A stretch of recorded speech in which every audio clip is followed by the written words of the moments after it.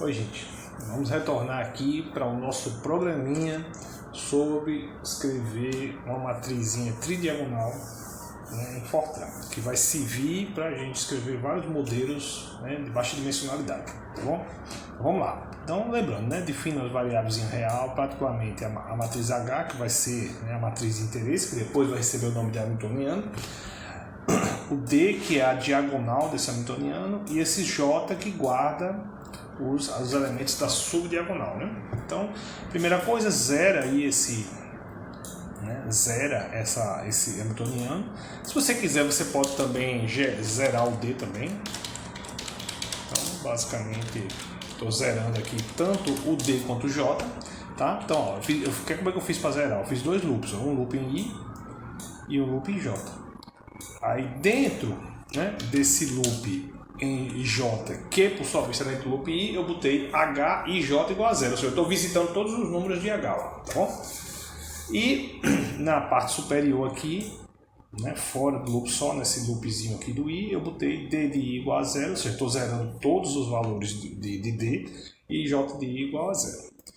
Aí agora eu quero introduzir desordem. Antes de introduzir desordem, eu vou dar um outro exemplo para você aqui. Existe uma outra maneira de organizar os termos dessa matriz nesses caras, que é a seguinte. A diagonal está aqui, por exemplo, nesse exemplo aqui. A, X, K e P. A, X, K e P, os elementos da diagonal. Aí eu botei eles aqui. Mantive os mesmos números, tá? 1, 5, 9 e 11, tá bom? Aí os números fora diagonal, o número de fora diagonal, eles são menores, Eles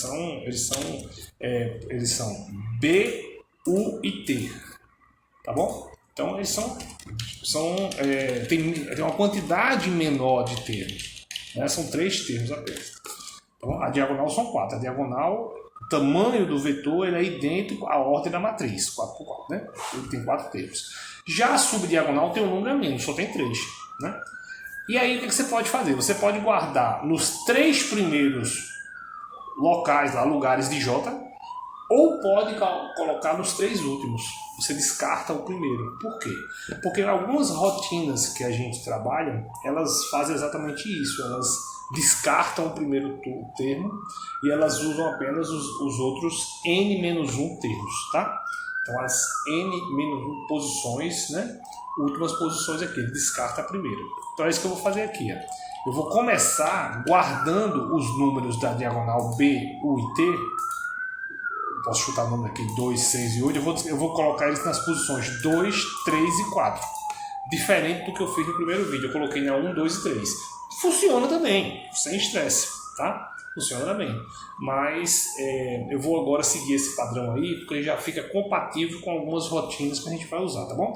Então, esses 3 números eu vou guardar nas 3 últimas posições do vetor, Então, tô entendendo, O vetor ele tem 4 posições, O vetor J, certo? Eu teria JJ1, Por exemplo, eu posso botar 0, 2, 3 e 4. Aí eu posso pegar os 3 valores de interesse, que são esses aqui, colocar nas 3 primeiras posições, como eu fiz no outro vídeo, ou eu posso colocar já nessas 3 últimas aqui, como eu estou fazendo aqui agora. E como é que fica a organização da matriz nesse caso? Vamos lá. Na diagonal não muda nada. Fora da diagonal muda um pouquinho, veja. O H12, que seria, no caso aqui, esse cara B aqui, que eu chamei de 2, por exemplo, esse cara, ele está guardado aqui em posição do J, não está na posição J1, ele está na posição J2. Então, você tem que pegar I mais 1. I mais 1 tem um papel de 2 aqui, nesse para o I igual a 1. A mesma coisa, quando eu vou para esse outro cara aqui, que seria a coisa 2, 3, ele está guardado na posição 3. Tá bom? Ele está guardado na posição 3 agora. Então, mais uma vez, fica o I mais 1. Tá bom? Então, só vai trocar. Como eu desloquei a posição onde eu guardo os valores de interesse agora no vetor J, eu desloco também aqui, em vez de 1, boto I mais 1. Tá bom?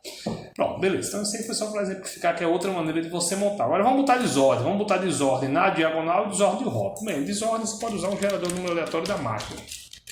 Tá? Você vai chamar esse gerador numeratório da máquina aqui. Vou chamar um número que seja entre menos 1 e 1. Como é que eu faço isso? Eu multiplico o gerador por 1 e subtraio de 1. Epa. Subtraio de 1. Por que eu estou fazendo isso? O gerador no aleatório, ele gera números de 0 a 1. Se eu multiplico por 2, eles ficam números de 0 a 2. Se eu subtraio 1, fica de menos 1 a 1. Tá bom? Então é isso que eu vou fazer. Então, a diagonal eu vou colocar números de menos 1 a 1. Tá bom? Ok? Epa, desculpa. E fora diagonal, como é que eu vou fazer? Eu vou colocar desordem também, sempre que eu vou colocar desordem diferente. Vou colocar desordem fora diagonal de uma maneira diferente. Vou colocar ela assim.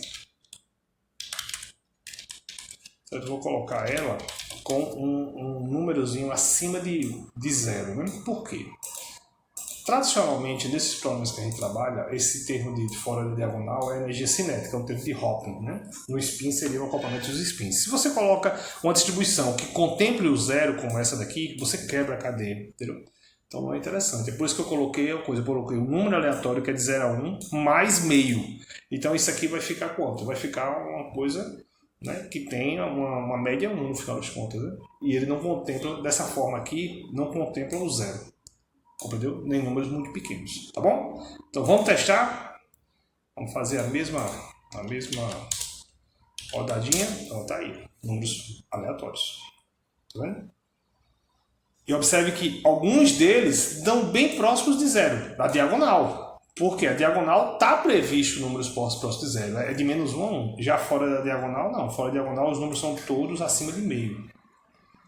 Tá bom? Então é isso. Gostaram? Aí se você crescer a matriz, eu acho que essa matriz está muito pequena. Tá bom, então vamos botar um pouquinho mais aqui. Bota 6. Então, vamos fazer uma matriz 6 por 6. Aí você vai ficar escrevendo aqui, pô, velho, vamos escrever de novo aqui. Mais uma linha, mais uma linha. Não precisa fazer assim. Você faz um loop. E bota uma única linha aqui dentro. E aqui dentro, em vez de ter um, vai ter um contador. Aí ele vai fazer o quê? Vai fazer o equivalente a você estar ficando repetindo esse monte de linha aí. Ele repete-se aí, chama o gerador de números aleatórios várias vezes e sai preenchendo todas as posições desse DDI. A mesma coisa você pode fazer para o J. Você pega esse J aqui, põe aqui dentro do loop e põe um I aqui. Aí não precisa ficar naquele meio mundão de coisa lá. Tá? Beleza? E aqui bota 6 também. Ok? Tá bom, gente? Então é isso. Vou fazer aqui.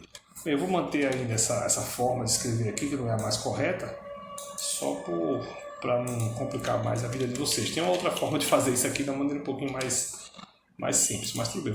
Vou ficar escrevendo um por um assim, só mudando o I, tá? Então vamos lá. Ó, tá aí. Matrizona aí já 6 por 6, toda aleatória na diagonal. E com a subdiagonal também aleatória. Tá bom, gente? Pronto, então espero que tenha ficado claro aí, né? Como você escrever essa matriz, né, aleatória, com a diagonal e com o hopping aleatório. Tá bom? Ou seja, a diagonal e a subdiagonal aleatória. Tá legal, gente? Beleza. Obrigado aí, gente, pelo interesse. Um abraço.